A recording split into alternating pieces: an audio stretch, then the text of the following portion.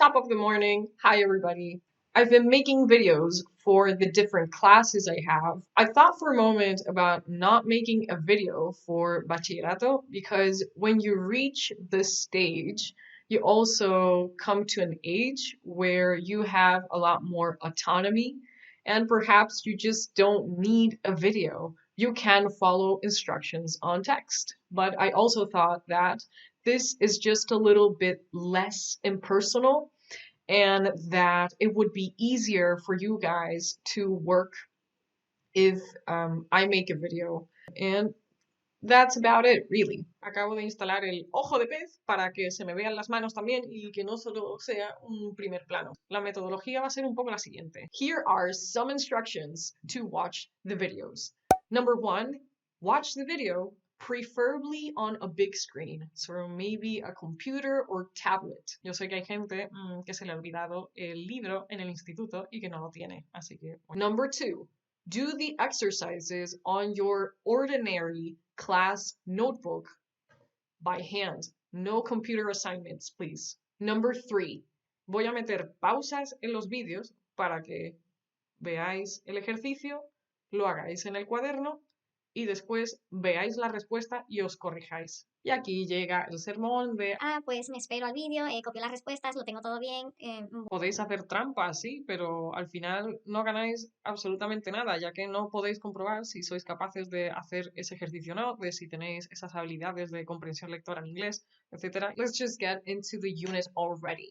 We have finished unit number 5, which is called Love Hurts, and the next one is unit number 6, called Money Counts. As always, every time we start a new unit, we jot down the title, Money Counts. Como la expresión en inglés es It's the thought that counts, ¿no? Como es la intención, lo que cuenta realmente, pues aquí lo han cambiado por Money Counts. Haha, so funny. Anyway,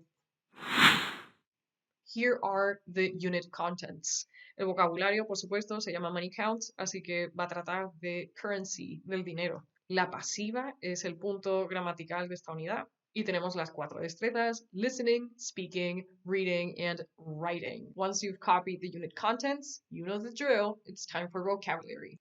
We are currently on page 72, and this time I am not going to give you the whole vocabulary list because it's just very mentally exhausting. So let's just go ahead and see. I am going to go over some of the words with the hardest pronunciations in this list, and then I am just going to give you screenshot of the list so you can just copy it down. So, of course, on this list we have presupuesto, which is budget. Budget. Budget. Budget. Budget. Por supuesto, cash, que es dinero en efectivo. Cash. Esta palabra que significa deber. Oh.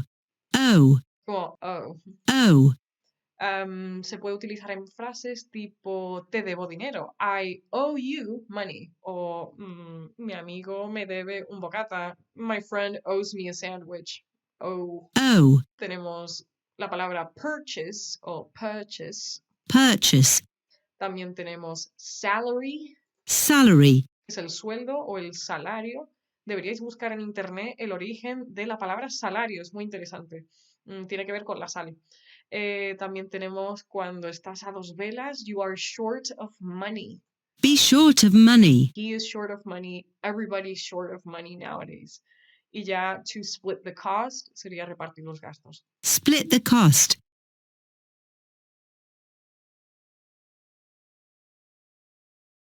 Now that you have the vocabulary, we're going to go ahead and do 4 exercises. 2 of them are from the student's book, and 2 of them are from the workbook, which you don't have. So, on page 72, we're going to skip exercise 1 altogether because it's a quiz. You can do it if you like. However, I am more interested in doing number 2. In this case, there's no need to copy the whole sentence. Just copy the heading, match A to B to form logical sentences, and write 1A, 2B, 3C, and so on. I recommend that you pause the video, finish the exercise, and once you're good to go, you can correct it. 3, 2, 1, here's the answers. Moving on to exercise number 3. Once again, you don't need to copy the sentences. Just write 1A, 2B, 3A, and so on. Do copy the heading though. Tenéis dos frases que están relacionadas y necesitáis sacar el significado.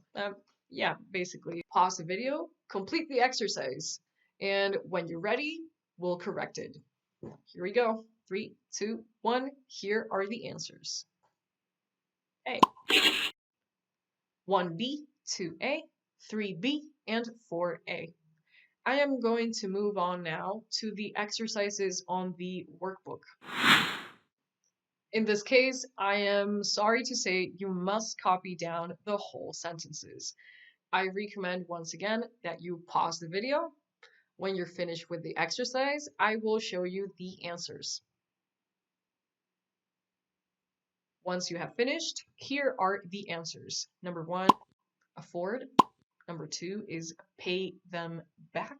Number 3 is split the cost, porque tenéis la pista de share expenses, que son gastos. Number 4, when you get your salary, you put some of it into a savings account, en una cuenta de ahorros. Number 5 is lent, que es prestar. Y number 6, note. En este caso es curioso porque note es billete en Reino Unido, pero también tenéis bill en Estados Unidos, como a dollar bill. Y bueno, ahí os dejo un poquito de cultura. All right. When you're finished with number 1, let's go ahead and do number 2. You don't need to copy the sentences. It says, but do copy the heading. Siempre el enunciado, siempre. I'm just going to leave this here, pause the video, I will zoom in, finish the exercise, and I will show you the corrections in a couple seconds. 3, 2, 1, here we go. Number 1 is, yes, he made a profit. Number 2 is, she didn't get a discount. Si ha pagado todo, no hay descuento. Number 3 is, yes. Porque si gastas menos de lo que planeabas, entonces entra dentro de tu presupuesto. Number 4 is no. Number 5 is no, porque cash es efectivo o metálico, así que no hay forma de meter monedas en un ordenador, and that's it. Last but not least, on this video, we're going to do just a little bit of listening comprehension. Page 73. Lo que nos trae el libro es un ejemplo de podcast. The podcast is divided into 2 parts. So the first part is exercise 5 and the second part is exercise 6. I am not going to give you the answers. You will have to upload the answers on Google Classroom. Here is exercise 5. You just have to decide whether it is true or false. I am only going to play the audios once because you can replay this video as many times as you need to. So here we go, and good luck. You are going to hear a podcast about finance for teenagers. Part 1. Hi, I'm Kathy Swenson. I'm 16 years old and I write a finance blog that helps young people manage their money and make smart financial decisions. Now, as teens in school, we can't work full-time. But there's so much we want to do and to buy. So the question is, how do we get money? Clearly, working part-time is an excellent way. Earning your own salary is something to be proud of. It's also great to learn about having the responsibility of a job. Once you have finished number 5, go ahead and do number 6. In this case, you just have to read the sentences, listen to the audio, and decide which 3 sentences are true.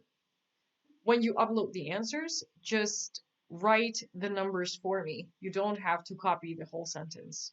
Okay, so good luck. Unit 6, page 73. Exercise 6.